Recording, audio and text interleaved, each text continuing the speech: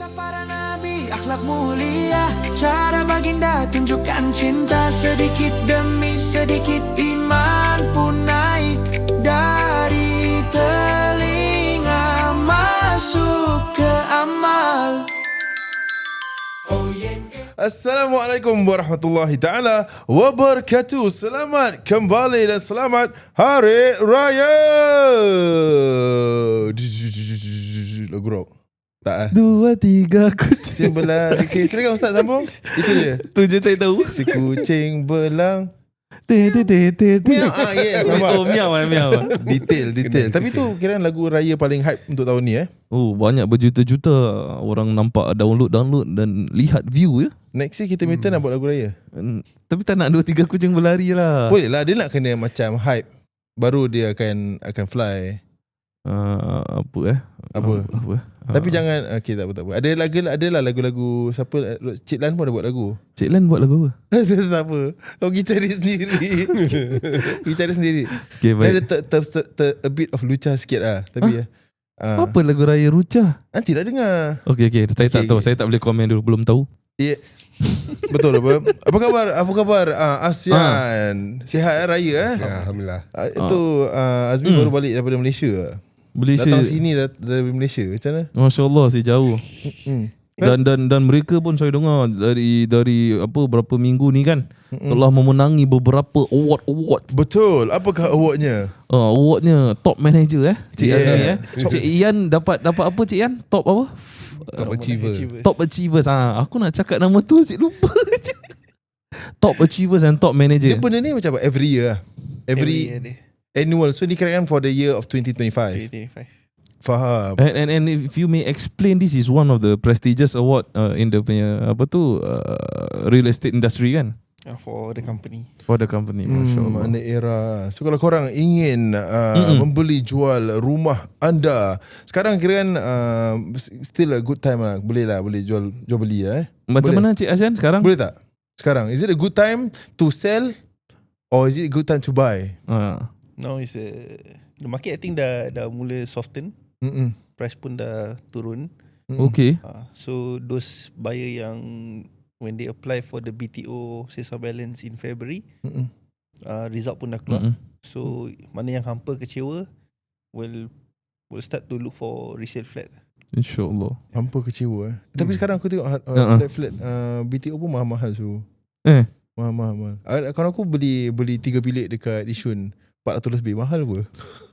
Resale. Tak mahal ke 3 bilik 400 lebih? Harga pasaran lah. Kira normal lah. Normal lah. Dulu rumah mak bapak aku yang kat Cuskang ni 4 bilik is 300 lebih. Sekarang? Tak tahu. Sekarang pun dah naik dah. Obat kau punya 4 rumah bilik tu. 4 bilik Cuskang berapa? Dulu rumah pakai zinc atap. Itu bukan. Itu dah lama sangat bang. Jauh. Zinc batu. Jauh. Itu lain. Itu tapi kau pernah sampai rumah ni toilet zinc? Pernah lah. Tapi bukan kat Singapura lah. Kat Singapura lah. Oh, kat Singapura tak lah. Ada Pintu zinc. Pintu zinc Dia tak full. Boleh panjat tengok. Yeah. Boleh skodeng. Dalam mesti ada terumpa. Saya tak ingat lah. Saya terlupa lah. Saya tahu the worst pengalaman toilet saya adalah toilet bambu. Toilet bambu? Kira bambu punya dinding tu made of bamboo. Made of macam bulu-bulu gitu. Okay, kita biasa pergi Bali macam gitu Tak Tak ada. Ni kat Boyan. Kat Boyan. Pulau Boyan. Kau boleh see through sih. Kau nak buang air tu kau macam Siapa nak tengok kau buang air? tak ada. Macam kadang kalau ada tetap orang rumah tu pergi Siapa? dapur nanti terkejut kan. Cik. Tak macam saya nak pergi toilet kau tahu tak macam Tapi semua menyangkung lah.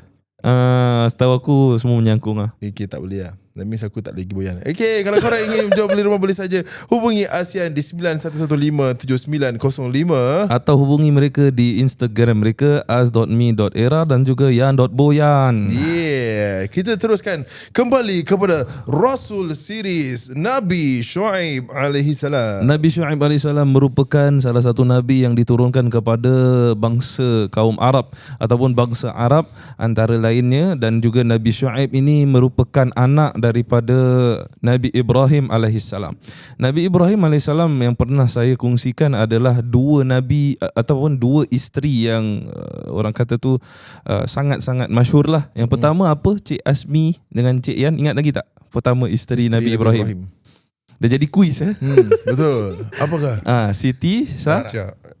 Siti Sarah. Siti Sarah first, mak kepada Nabi Ishaq. Kemudian adalah mak kepada Nabi Ismail adalah Siti Hajar. Jadi Siti Sarah dengan Siti Hajar ni famous. First Siti Sarah, second Siti Hajar. So third. Now is the third one. The third one nama dia, ada ulama kata Qanturah, ada kata Qaturah. So along the same punya wording lah. Siti Qaturah atau Qanturah ni ada satu anak nama dia Nabi Shu'aib. So Nabi Shu'aib AS ni pula diturunkan ke kaum ataupun bangsa Arab pada zaman dan waktu dan ketika itu. Dan dikatakan kaum dia bernama kaum Madian. Kaum Madian ni ada beberapa ulama berbeza juga pandangan. Ada yang kata di Saudi Arabia, ada kata di Tabuk, ada kata somewhere around the Arabian Peninsula lah. Tabuk tu bukan ni sakit tabuk. Bukan tabuk berbunyi. Tabuk tu perut kan? Tabuk tu kat ni lah Saudi Arabia. Kau pernah pergi Tabuk? Tak. So maybe the next umrah kau try tanya mana Tabuk tapi jauh lah. Mekah Madinah. Dia kat daerah Mekah. Perang Tabuk Mekah ke Madinah, saya pun tak ingat lah, but it's around the Arabian Peninsula, daerah Tanah Hijaz sana lah, ataupun lebih kepada tanah Saudi Arabia right now lah. So this antara para nabi, kan ada nabi yang sebelum ni kita cerita banyak nabi kaum Bani Israel kan. Again Israel as a remembrance ataupun as a reminder, Israel maksudnya dalam bahasa Hebrew tu Israel, tapi dalam bahasa kita siapa? Ingat lagi tak? Yakub. Yakub. Anak Yakub. Anak kira kaum Bani Yakub. So Israel. Yakub tu adalah Israel. Jadi anak-anak Yakub tu yang ada Nabi Yusuf, ada the 12 different progenies atau the 12 different sons or children.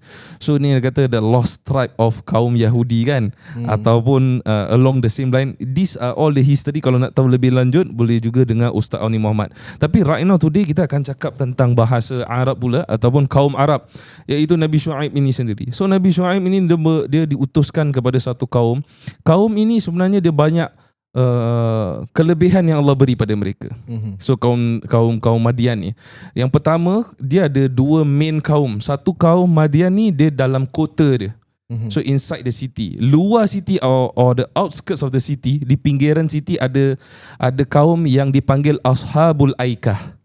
Ashabul Aikah ni adalah orang-orang yang kira memiliki Aikah. In another way, memiliki tu maksudnya related to Aikah. Aikah is satu pohon yang besar. So an understanding the whole kaum ni, dia sebenarnya ada buat 3 pelanggaran yang besar bila Allah dah bagi nikmat kepada mereka. Mereka mendapat nikmat yang besar. Diorang punya ekonomi bagus, diorang punya tanaman subur, dan mereka pun membiak dengan membesar dengan keadaan yang baik. Adapun mereka ingkar kepada Allah Subhanahu Wa Taala. Yang pertama, dia syirik. Dan syirik yang paling jelas adalah Ashabul Aikah ini. Okay, what is Aikah? Maybe as a guess. Encik Asmi atau Cik Ian, what do you think Aikah is? Tadi kata pokok bukan? Nampak? Aku test dia. Dengar. Para pendengar dia dengar. Para pendengar dia dengar. Ashabul Aikah. Ashabul tu apa? Ashabul tu pemilik atau people of, ataupun orang yang related, associated. So kira kahfi apa? Cave. People of the cave. So cave dwellers. So these are people dwellers. Okay. That is what dwellers of the tree. Something like that lah. Is it? Ya, pasal dia kena mengena dengan the pokok tu. But yang dwellers of the cave dengan these dwellers are different. Dwellers of the cave, dia tidur dalam cave. Dia yang dimuliakan Allah. So Ashabul Aikah ni, dia nak cakap macam mana, dia melanggar perintah Allah. So Aikah ni pokok yang besar ni, mula-mula diorang nampak pokok ni macam as a source of a good economy and life. Dia kasih tuduh yang bagus. Dia punya pokok dia pun, pohon besar ni pun memberi satu kebaikan kepada ekonomi diorang. Sampai satu masa ni diorang tengok pokok ni as a form of, alamak, kalau nak bagus hidup mesti nak kena pergi kat pokok ni. Sampai to the extent of dia jadikan pokok ni sesembahan. Macam berhala gitu. So bila dia dah jadikan pokok ni macam berhala ataupun aikah ni seperti berhala, diorang dah mengingkari dan merasakan pokok ni beri kuasa kepada mereka. Tree of life lah kira. Jadi bila dia dah berpandangan gitu, dah masuk syirik pasal dia rasa ada kekuasaan luar daripada kekuasaan Allah SWT. So that's where Ashabul Aikah ni dah melanggar dengan Allah SWT. Apatah lagi yang dengan kaum Madian, mereka dah lah suka merompak harta orang, selalu curi harta orang, ganggu orang punya harta. Dan kemudian mereka dah ada harta yang banyak pun tak cukup. Dia akan ada 2 timbangan, satu weighing scale ataupun satu timbangan untuk dia beli, satu timbangan bila dia nak jual. Mana double standard. Dan dia buat perkara ni, dia curang dalam dia punya perniagaan dia. Kemudian bukan harta makin kurang actually, makin bertambah lah. Tapi Allah uji mereka. So inilah disebabkan Nabi Shu'aib ni diturunkan kepada mereka untuk memberi peringatan yang besar kepada mereka. Stop, sembah Allah balik, jangan buat macam gini, ini perkara yang salah. Kemudian ingat tak dulu kaum Nabi Lut, kaum Nabi-Nabi dulu dah kena azab. Do you want to kena azab balik? You want to face the same thing back again tak? Lepas tu Allah dah kasih you kekayaan. Kata Nabi Shu'aib, Allah dah berikan you kebaikan. Why do you have to do that again? You dah dapat harta yang banyak, you dah dapat ekonomi yang bagus, keluarga dah baik, kenapa nak kena curang lagi dalam timbangan? So Nabi Shu'aib debate dengan mereka dan ingatkan mereka. But biasalah, akhir-akhir penceritaan dia, kaum-kaum ni selalu degil. Orang panggil ungkal lah. Bila mereka degil, ungkal, dia lawan balik Nabi Shu'aib. Dia kata, tinggalkan kami, engkau tak tahu apa-apa, habislah, jangan jangkis pasal kami. Dan dia cakap, kalau selalu dia akan question lah. Kaum-kaum ni akan selalu challenge. Kalau kau kata betul, mana Tuhan, mana Allah? Dia akan cakap gitu. Kalau betul ada yang kaum-kaum tu, dia akan come, let the azab hits us, na'udzubillah min zalik. So this is what happens around them. And before we get to what happened to them later, time azab mereka yang akan mereka dapat ni, kaum Madian atau kaum Ashabul Aikah ni, mereka ini diorang actually blessed tau. Diorang blessed with a good critical thinking and a good speech. So Nabi Shu'aib, Allah izinkan dia ada mukjizat yang petah bercakap balik dan petah mematahkan hujah lawan. So dia is a good debater. This is one of mukjizat Nabi Shu'aib ni. Dia kalau fight people, orang akan kalah dengan hujah dia. Tapi you tengok maybe this is the first takeaway lah that I can share. Nanti I will want to hear, ataupun the listeners will want to hear your thoughts about it lah. So one of the takeaway from this story, you see kadang orang tu pandai berbual dan ada hujah, ada facts untuk kalahkan orang. Hujah is what? Facts? Hujah is dalil ataupun ada point to sampaikan. Jadi a point to back up your statement lah. Macam ada an argument, a solid argument untuk patahkan apa yang dibawa oleh the other side ataupun pemahaman dan stand yang dibawa pihak lain. Jadi bila you datangkan hujah, you see actually your stand is ada fallacies, ataupun your stand ini goyah, dia punya foundation tak kuat. So I give you my hujah so that you will change your understanding. Goyah takkan goyah. Okay. Landaikan melanda. Okey, kita rehat seketika dari episod Rasul Series untuk bersama ASEAN dan menanyakan mereka soalan. Ustaz Khairul Anwar, apakah soalan pada hari ini? Pada hari ini kita tanya kepada mereka tentang mereka yang beridam-idam ataupun mengidamkan selepas beli rumah BTO tu nak upgrade lah. Jadi tentu saja bila kita buat planning, kena plan daripada first. If you fail to plan, you plan to fail. Betul. Jadi nak tanyalah, so this all inspiring first time owners yang ada harapan nanti nak jual waktu MOP, maybe one of the things yang to avoid during their purchase of the first BTO flat lah, what to look for, what to avoid for. So maybe kalau macam BTO owners tu, ideally kalau rumah ada 4 bilik kan, I mean rumah 4 room flat ada 3 bilik tidur, ideally jangan hack lah the rooms. The room lah. Kalau dapur tak kisahlah. Dapur okey lah. Dapur biasanya kadang orang suka bikin open concept kitchen kan. Tapi kalau yang bilik tu ideally jangan di hack lah. Sebab kalau hack izin boleh buat bilik balik. Tak boleh. Hack lah yang gula-gula yang pedas. Jangan hack bilik, jangan kurangkan nombor bilik kira. Yeah. Is it? Kadang-kadang orang hack Combine. bilik untuk combine kan. So bila nanti dia nak jual, they will face a bit of challenge lah. Because people yang nak they want the 2 rooms tu nak kena build the wall back. Correct. Biasanya buyer yang baru kan, orang sebanyak mungkin nak jimat kos. Betul. Baru. Jadi Nak kalau masuk terus je apa? kalau boleh nak masuk terus ke, tak nak bikin banyak Minor things lah. Ini kira major juga kalau dah nak kena naik batu balik kan. Ya, Kos. betul. Leceh lah. So ideally kalau boleh jangan di hack lah bilik tu. Biar ada physical 3 bedroom kalau yang 4 room flat tu. Because sometimes people nak keluarga membesar dari 3 room nak cari bilik besar untuk separatekan anak tidur lah. Ya, betul. Tapi kacau juga Cuma unless they wanted their house, macam misal kata dia dah umur dah 40-an ke 50-an, memang itu diorang nak misal kata stop there, then shouldn't be a problem lah kan. Mungkin kalau macam downgraders example, dia okay. Example retirees, they don't need so many rooms. Bilik yang dia hack tu dia bikin extra living space, okay lah. Betul, yang beli tu mostly young couple yang belum ada anak. Belum ada anak. Then macam bilik ni bagus, orang dah pecahkan tembok, bilik jadi besar. Pada orang macam nice lah. Tapi what is the probability of young couples terus nak masuk beli resale? Usually young couples suka beli BTO apa. Jadi itu take note lah yang nak beli BTO baru ni, jaga-jaga lah, jangan terus pecahkan. But usually bila you pecahkan kan, semua rumah boleh pecahkan kan? Ada serta rumah je boleh pecahkan Semua tembok boleh pecahkan. Bukan semua rumah. Kalau pecahkan rumah nak buat apa? Yelah, aku pecahkan gate. Tembok. Betul. Semua tembok. Whether all tembok boleh pecahkan tak? Biasa kita tengok kat floor plan, kalau macam dia tak ada any bolt wall, Main structure untuk building kan. structural. Structure tak boleh lah di-hack. Tapi kalau macam dalam floor plan tu just a single line, not a bolt one, that one boleh remove. Oh, so kalau bolt line means it's structural for the building Structure itself. for the flat. Kau pecahkan building jatuh Satu rumah jatuh. Pasal kau nak besarkan living room. Pongok. Satu rumah pecah. Satu blok. Kalau jatuh, kolom dia dah jatuh.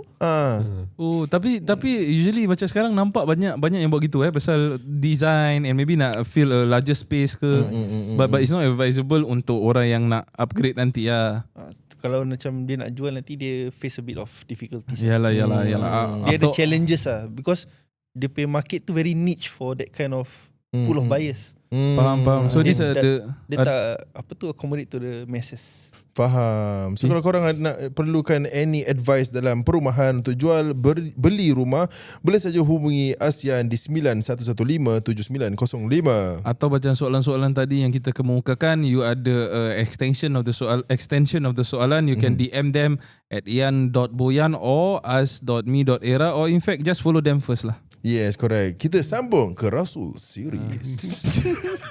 Okay, so bila dia datangkan this point, the point, nampak the point, this point, apa yang nak dikatakan adalah it might be orang itu bukan mata dia yang buta, bukan telinga dia yang pekak, tapi hati dia yang buta dan hati dia yang pekak. Pasal dia dah nampak kat depan. Nabi Shu'aib dah datangkan contoh, dah datangkan hujah, dah tunjukkan kebenaran. Tapi kerana hati mereka yang tak nak terima, they see, they know this is the truth. They know yang perkara ni benar. Kenapa tak nak masuk? Pasal hati yang tak nampak. Pasal hati yang tak nak terima. So sometimes in our daily life, we might explain so much to a person, so much that it is the truth sometimes. But the person, Allah kata, belum masa berubah. Allah kata orang tu belum nak nampak. Jadi hati dia takkan terasa. Tadi sebelum kita start ni, saya ada berbual dengan Cik Azmi. Cik Azmi ada tanya saya tentang Ustaz bab khusyuk lah. So he was saying lah ada cara-cara begini kan. And he say boleh tak, ataupun dia kata macam ini ialah cara saya lah. And then what I respond was, if that works for you, and apparently this statement was used by his ustaz also kan, Al-Fadil Ustaz Suhaimi Fauzi. Ustaz Suhaimi Fauzi ni shout out to Ustaz Suhaimi Fauzi dia pun shout out Ustaz. Tapi Ustaz ni aku suka. Kalau ada satu masa kalau kita boleh panggil dia pun best. Dia dulu selalu mengajar kat Rabita juga. Every Thursday, and dia kalau mengajar aku akan ingat dia macam, sorry Ustaz ni for the record, macam The Rock. Kan dia macam baik kan. Nanti habis aku pernah terjumpa dia kat Charismatic. macam mana nak cakap? Charismatic je, tapi dia more of like macam dia tak bawa demi kesombongan. Ada sebagai asatiza tau. Macam ada kan asatiza macam aku ustaz, kau nampak aku ni ada ilmu. Nauzubillah lah. Orang panggil kau Khairul, ustaz. Aku pernah kena macam gitu. Okay, tak nak cakap siapa. Anyways, moving on. Kan. Tapi ustaz ni macam baik.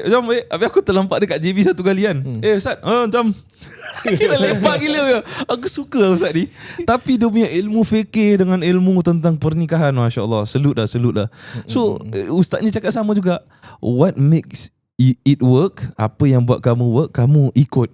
So sometimes benda tentang hati ni you boleh explain so many things, ataupun delicate things explain in a layman's term, but dia belum nak faham, maknanya belum masa juga.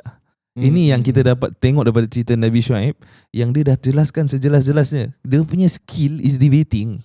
But people yang debate dengan dia semua pun dah kalah, pun tak nak beriman. So sometimes it's not about winning the debate. Sometimes it's about, ya Allah, mudah-mudahan sentiasa ditunjukkan hidayah. Sentiasa diberi hidayah, hati kita sentiasa tunduk pada Allah SWT. That is the takeaway from me lah. How about siapa nak start dulu? Semua kita. Aku start. Okay.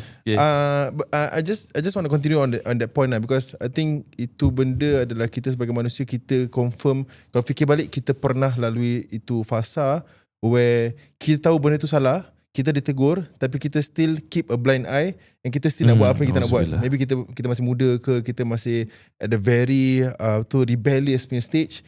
You know benda tu salah, you know that by factual, by advices, benda tu salah, tapi hati kau masih macam want to do what you want to do. Nanti aku akan change atau later, atau kau just don't care about this person. So that is tadi cakap what is valuable is hidayah Allah lah, and because not everybody will get it. Kan hidayah boleh datang tu macam hidayah, bukan hidayah message. Also seorang pendakwah boleh spread to 10 people, but different people akan receive it differently. Betul. Macam gitu. Itulah saya punya part lah. Silakan. Dengan cepat dia melepaskan part kepada yang lain. Okay, silakan. Pada saya pula yang penceritaan ni macam sekarang pun ada. Mungkin can relate lah. Okay. Maksudnya macam sekarang orang ni buat benda tu salah tau. Okay. Tapi dia cakap, oh ni kalau benda ni salah tapi dia buat berhasil, ini atas kejayaan dia sendiri. Ini bukan daripada Allah. Dia kirakan my hard work lah. I follow this, I follow that, this one. Bagus lah awak Cik Azmi. Tapi macam ada word dia is istiraj. Istidraj. Maknanya awak akan kasih apa yang kau rasa kau buat tu betul. Tapi bila Allah akan ambil balik, very dahsyat lah. Painful lah. Very painful lah. Pernah macam terasa dapat istidraj tak Cik Azmi? Macam, ataupun nampak ada orang yang macam pasal blessed with macam, yelah kita kan ada kesalahan dulu kan, dulu ataupun orang lain yang kita nampak dia langgar perintah Allah, tapi hidup dia aman je. Dalam sekarang industri memang macam-macam. Ada because perspektif lah. Dia tak kira yang ni betul ke salah ke, sesiapa yang dia asal macam saya lah dengan Ian kita masuk ada dua urusan. Satu untuk bekerja, lain satu untuk bertugas, untuk menolong orang-orang yang memerlukan. Jadi kalau misal kata kita dapat menolong dia, menjual dengan apa yang harga yang dia nak, mengeluarkan dia daripada masalah, satu masalah ni pergi ke lain satu, kirakan keluar daripada masalah dia, dapat selesaikan. Kalau dapat bayar gaji, Alhamdulillah. Jadi so far Alhamdulillah. Bila niatnya untuk menolong orang, dia punya hasilnya pun akan jadi bersyukur. Itu kerana Allah bagi kami klien yang betul, yang baik. InsyaAllah. Memang gitu. I think that's a very good niat untuk bila sebagai seorang yang menjual atau real estate agent lah. Niat dia, because not everything is about sales. sometimes you just want to help the person to get out of the problem. Sekarang let's say engkau tengah struggling, kau datang kat aku housing agent, kau tengah struggle dengan rumah yang kau tak mampu. So you need a way out. How? Should you sell? Should you not sell? Should you buy it? Should you downgrade? Or should you sell your lease kan? So that's where all the advices came from them. Then dia akan macam advise what is best for the market right now. And then lagi puas lah kan. Pasal the money is the bonus lah. Money is just a bonus. Tapi kalau you buat tu pasal kerana Allah, dengan you nak menolong orang, dia lagi fulfilling. Kerja tu tak rasa macam kerja. Tak beban lah tak rasa berat lah. Malam boleh tidur nyenyak. Betul. Sekali tidur terus nyanyak terus. Pasal housing agent, diorang jumpa orang bukan sekali je. Sekarang jumpa 2-3 kali masih tak tahu apa dia nak kan. Sekarang tak ask them macam. Sekarang aku macam wonder, because every time you meet a client, odd hours belum of the tentu day, and dia tak confirm. Kadang-kadang dia datang, ada tak klien datang, jumpa dia bawa kosong je. Tak bawa pasal rumah pun. Banyak kan. So that is time what. Macam kita kan very crunch kan. Kita crunch time macam datang, I thought we're supposed to do this one. Macam orang nak kena be prepared. Whoever they meet, rezeki Allah tu Allah akan beri. Maybe hari ni lelaki ni adalah nak jadi aku jadi terapis dia. Maybe ada macam kita. Dia jumpa besok terima kasih nampak dia buat transaction dengan real estate lain. Tak doakan dia. Itu jadi macam challenging. Itu normal kalau Itu normal. kalau hati tak bersih kacau Bukan jodoh lah. Betul. Tapi kalau macam gini santai insya-Allah. Jadi pendengar apa lagi tunggu. Cik gitu lah. Betul apa? Cik Ian pula macam mana Cik Ian? So adding on to what Azmi kata lah. Senang je adding on. Sabar. Kacau. Nanti kita minta maaf saya batin. So macam kadang-kadang we try to solve whatever the problem, tapi maybe they hear other things that people maybe macam kita kata okay, why they need to sell, or because the problem that they're facing, tapi they get other people's opinion as well. So doesn't mean that whatever kita kata tu salah, tapi mungkin dia get influence from other people. Like macam tadi kaum-kaum yang tadi you mention. So Allah kata salah, then Nabi Shu'aib dah datang as telling them this is the wrong thing, but they still insisted. Yeah. So yalah, sometimes we cannot force lah. Yeah, we cannot enforce, because as much as we want to help, atau we tell them that this is not the correct way, there's also another alternative, tapi they still insisted. This is I think to top up dengan dia punya pointer macam kau pernah share with me before, pasal bila kita macam buat dakwah atau kita share message, kita must understand that hidayah bukan milik kita. Sekarang kita kan macam kita try to guide orang, habis dia tak nak ikut, kita macam pasal kita kadang macam upset dengan diri kita kan, kita fail to guide them. Actually tak apa, pasal hidayah tu kadang Allah nak show kita yang hidayah tu bukan milik kita, hidayah tu milik Allah. Yang berubahkan dia adalah Allah dan bukan kita. Betul. Itu ada maybe final from my part before I pass back to Jufri. Saya pernah ditegur satu guru dia cakap dengan saya, Hairul, stop it lah. Terus saya cakap, Afsal stop it Stop lah Hairul. dia kata stop. Dia kata do not force yourself to like change someone lah. It's not you anymore. Pasal kita ada harapan. Adalah satu teman ataupun kira dah baca keluarga saya satu sahabat baik ni Jadi saya kadang kalau ada problem ataupun macam ada macam things yang can be pasal bab agama lah, and I will talk to my teacher lah macam mana. Sekali ada satu point ni my teacher just told me macam kadang is no longer you yang ubah dia. Mungkin dia memang kita tahu Allah ubah kan, tapi asbab dia bukan you lagi. Itu maksud dia. Dia punya intermediary bukan you, orang lain. Jadi you stop, you don't force pula. Force 21 tak lah. You don't force the person into changing lah, because kadang memang kunci dengan mangga lain. Dia mangga tu perlukan kunci yang berbeza, dan kunci tu bukan pada you. Panggil locksmith lain lah. Panggil locksmith lain lah kan. Untuk jelah rumah kalau terlock pagi raya. Betul apa? Itu macam mana tu? Itu semua lupa kunci kan. Jadi kunci tak ada, kena panggil locksmith. Semua kunci semua kat dalam rumah. Betul. Bagus. Mangga yang kes mangga tutup terus lock gitu Padlock. Baik. Jadi pagi raya panggil locksmith 90 ketul. Betul. Apik happy lah. Orang muda sih 33. Buat locksmith. Cakap wah good business lah. Yeah. Then can I do? Satu rumah 90 kan. Habis buat kau tahu berapa minit tak? Tak sampai 30 minit, 20 minit je. Dia potong Potong pakai cutter. Kalau aku kira kan tu dah mahal juga. Dia kena beli equipment potong. Yalah, kau imagine Kita satu kali beli Kita pakai tapi pin. Step Step prison break je. so in context Lama tau. 1 jam. dalam konteks rumah saya terlock lah pagi raya, jadi ada cutter datang. So untuk potong lah, but in our case right now Ada kata datang kan. Kata datang bergerak. orang yang buat kata tu lah, locksmith lah. Jadi kita ni kadang dalam beragama, locksmith kita nanti. Locksmith kita sebenarnya siapa yang kalau kunci dah tak ada, ni Rasulullah SAW. Dia lah yang membuka segala yang terkunci dalam hati kita. Tapi ada demi asbab dia kadang guru, kadang guru A, kadang guru B, kau tak boleh, kadang guru C, guru D. Kena continuous lah cari, jangan give up. Orang yang nak kepada Allah, yang sayang Allah dan Rasulnya, akan give up tak kalau ada ujian? Dia akan lagi suka kalau ada ujian. Sebab tu tanda dia punya pengorbanan kepada orang yang dia sayang. Macam Cik Jufri sayang ibu dan ayah tak? You akan kasih sampai nyawa you pun for them. Betul kan? Jadi apa lagi yang menjadikan ibu dan ayah serta diri you? Lagilah you akan, ya Allah, kalaulah kesusahan ini yang perlu aku tempuh untuk dapat cinta you, dan ya Allah, mudah-mudahan kau yang izinkan. Okay, top up sikit. Soalan actually aku tahu jawapan, tapi aku just nak tanya soalan dah. So, Dan kau jawab boleh. Tak nak. So adakah betul tak orang kata yang asbab dia untuk orang berubah tak semestinya datang daripada orang soleh pun? Jawab lah. Jawab lah kau. Aku nak kau Jawab jawab. lah, Aku jawab. orang macam aku bukan ustaz. Azri jawab. Yang jawab. Jangan jawab. Yang jawab. Apa soalan dia? Kan tadi kan sebabnya maybe it's not you, maybe adalah guru lain. Tapi untuk one person to change, asbab dia kadang-kadang the person that comes to change them sometimes is bukan dari orang soleh pun.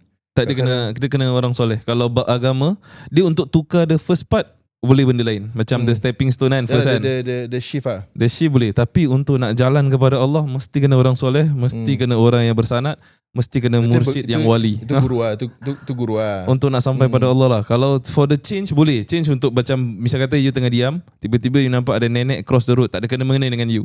Lepas tu you terfikir, ya Allah, kau sayang nenek ni dalam keadaan gini pun kau jaga dia tak ada apa-apa apa lagi makhluk nenek kau yang lain. Nenek tu dengan bikini ke macam mana? Kalau nenek tu dengan bikini mungkin dia astagfirullah, dah tua aku tak nak jadi gini. Terus berubah. Mana tahu? Betul tak? Boleh lah, tapi dia tak jatuhkan nenek tu lah. Nenek, Allah, janganlah aku jadi macam nenek ni, dah tua-tua masih Sekali pakai nenek bikini. Kau tengah kata pasal aku. Baru kau tahu nenek tu rupanya jin. Dah cerita lain. Okay. On a serious note, any form yang jadi kat dunia ni boleh jadi hidayah pada seseorang. Tapi hidayah tu is the first step. Kemudian ada taufik. Taufik ni yang urge person to change. Nanti dah dapat kan. So change dah habis tak? Belum. Itu permulaan. Jadi dia ni cukup tak kat sini? Boleh aja kalau dia nak kat sini. Tapi nanti bila kat akhirat dia kena go through all the processes. Tapi orang yang ada guru yang membawa dia sampai ke hadirat Allah, atau istilahnya wusul, sampai, haruslah ada guru yang sudah sampai juga. Tak boleh sembarang orang. Dan guru tu kena jelas. Dia tak boleh macam mistik-mistik, tak ada penjelasan, tak ada connection, tak ada proof, tak ada apa-apa. Itu semua ganggu. Itu yang nanti kalau tak betul-betul dia jadi Walid atau jadi Habib yang cerita baru tu kan. Pasal tak jelas dia punya sanad, keilmuan, dan keilmuan dia pun tak jelas. So be careful. Ada orang yang cari guru, saya nak cakap bukan tak bernasib baik, tapi mungkin diuji lah dengan guru yang salah. Tapi dia kalau masih ikhlas dengan Tuhan, tulus kan, nanti Allah juga yang kaitkan dia ataupun nyambungkan dia kepada guru yang benar. Jadi itulah dia punya jawapan dia. To change first, yes, like Jufri said, tak semestinya orang soleh. Kadang tak ada kena-mengena dengan you pun boleh buat bantu you berubah. Tapi nak meneruskan perjalanan bila you dah bertukar tu sampai ke hadirat Allah dan Rasul, itu perlu. Kalau tak faham, maknanya dah memang perlulah you cari guru sekarang. Okay, ada soalan nak tambah-tambah? Soalan fiqh tak ada? Sebelum aku masukkan soalan fiqh aku, silakan soalan fiqh pada hari ni. Soalan yang tadi. Oh, okay. Okay, Ustaz, saya ni tengah sembahyang. Saya suka pakai kain sebab saya tengok Ustaz kat YouTube. Ustaz pakai kain, saya pun nak pakai kain. So saya sembahyang, Allahu Akbar, sembahyang. Sekali saya ni baru saja first time pakai kain, tak ikat kuat. Rakaat ketiga dia dah terlondir, Ustaz. Bila dia dah terlondir, sebelum dia terjelir, saya pegang. Okay. Tapi macam mana saya nak ikat balik? Kalau tak, nanti saya pergerakan saya dah lebih daripada 3. Okay, silakan Ustaz. So first, tiga sendi besar yang bergerak. So bila tiga sendi besar yang bergerak baru membatalkan solat dalam mazhab Syafi'i. Adapun dalam peristiwa ini dia dah jadi satu darurat, pasal kalau aurat terbuka batal solat. Jadi dia the first movement dia tahan. Perlahan-lahan, jangan consecutively. Baru dia do things accordingly. The second the next two move. Tangan kiri dah tahan, tangan kanan ke situ juga, bukan sendi yang besar kan. Pause lagi. Pause lagi. Lepas tu perlahan-lahan ikat. Kalau dia rasa ni dah lebih pada 3 movement, dia stop dulu. Kan because everyone pakai kain lain-lain. Saya nak explain pun susah. Faham tak? Ada yang ikat begitu, ada ikat begini. Yang penting the movement should not be 3 consecutive sendi besar yang bergerak. So sendi besar tu yang mana? Your joints. Contoh wrist, elbow, shoulder, ataupun leg. Misal kata you punya ankle, you punya knee atau hips. Tapi kalau pergerakan yang kecil adalah you punya jari, fingers. Okay. Contoh you dekat kali you gerakkan you punya ikat pakai jari atau jari you yang bergerak. Jari you yang bergerak kan. Jari yang boleh bergerak kan. Atau kalau macam tak mana? you jadi maknanya susah. Kalau susah jadi 1, 2 stop. 3 start balik. 1, 2 stop. Stop lagi 3 kasih betul balik. Faham tak? Ini kalau Jumaat lah, solat Jumaat. Tapi kalau solat sini sudahlah. Batalkan sudah, kasih betul. Kalau misal kata you dah nak buat macam itu, habis dah tak boleh, tak ada reason, dia tak boleh batalkan tanpa ada reason yang munasabah. So kalau let's say misal kata dalam jemaah you boleh buat pasal you takut malu kan. Jadi you still boleh buat. Mana time sendiri pun you boleh buat. Makmum okey lah. Kalau imam tak boleh lah. Imam nak kena juga. Bedal. Kat depan dah pergi gigil lah. Atau kalau imam dah tak boleh pun, then dia batalkan. Dia bilang kat demi Bilal show ke depan lah. Pasal ni aurat dah terbuka, dia nak tutup pun dah susah. Dia sama macam wanita, kadang kan dia tak pakai stokin solat. Tapi dia punya telekung sudah cover the whole floor. Tiba-tiba ada angin tiup. Terbuka. Habis lepas tu kaki tak pakai stokin. Nampak. So kalau dia tak cepat-cepat tutup, tak boleh, batal. Dia kena dah terbuka terus cepat-cepat tutup, okey. Sama macam kita punya tabung haji kat belakang. Betul. Itu macam mana? Kalau tabung haji dah terkeluar. Macam terkeluar kan. Sebelum orang donate kita boleh tutup tak? Boleh lah, satu movement lah. Kan gerak satu, terus pakai jari lah. Tapi kalau orang dah donate, you kena donate dia balik. Tak lah. Kau kan simpan kucing. Ya, jadi kalau dah tahu diri tu ada tabung haji, jangan pakai baju yang atas you punya waist lah. You pakai baju yang melepaskan you punya waist, atau seluar you yang boleh ketat, tak payah nak terjelir-jelir macam gitu kan. Ataupun bila kita berdiri, habis kita nak adjust baju, boleh tak? Macam pasal dia dah depan dengan belakang tu 2 pergerakan. Tapi dua tangan sih. Pakai satu tangan je lah. Satu tangan lah. Yang penting you tahu it's not three movements. So, kalau macam dia dah bangun terus dia akan semua. Tu dah 2 movement. Ni dua. Ambil satu ni je. Tak boleh lah Ustaz. Seluar pun seluar. sikit kan. Kalau tu 2 okey lah. 2 kan? Belum 3 kan? Ni gini. Alas ada 3 tangan lah. Itu AI. Dah jadi macam. Wah, pandai sih tengok Pokemon. Dulu kat Madinah dah tengok Pokemon. Ada. Main Pokemon Go. Betul lah. Dulu ada Pokemon Go kan? Belum lah. Time kau sekolah belum ada lah. Dah lah. Aku nak 2013 tau. Tak ada. Tak ada lah. Ada. Aku tak ingat ada ke tak. Aku dah bawa motor bila aku orang main Pokemon Go. 2012 gitu. Ya, ada. Ada. Saya macam ingat macam ada lah. Tapi kat sana ada Pokemon apa? Pokemon Arab-Arabnya. Tak lah. Ayo. Betul apa kat Madinah apa? Yelah, nama dia. Okay, nama kucing apa bahasa Arab? Ketah. Meowth kira kan kita apa forget it. Kita off. Kalau korang ingin mencuba rumah, boleh saja hubungi ASEAN di 91157905 atau follow mereka di Instagram mereka yan.boyan dan juga as.me.era. Mereka telah membuktikan diorang punya, orang kata, credibility. Betul. Telah memenangi beberapa, orang kata tu, award lah. Award ni bukan untuk menyombong, tak. Award ni tanda mereka melakukan amanah dengan bijaksana lah. Betul. Kalau korang ada kawan-kawan daripada era, tanyalah siapa mereka. Okey, sekarang kita berjumpa lagi. Assalamualaikum warahmatullahi taala wabarakatuh.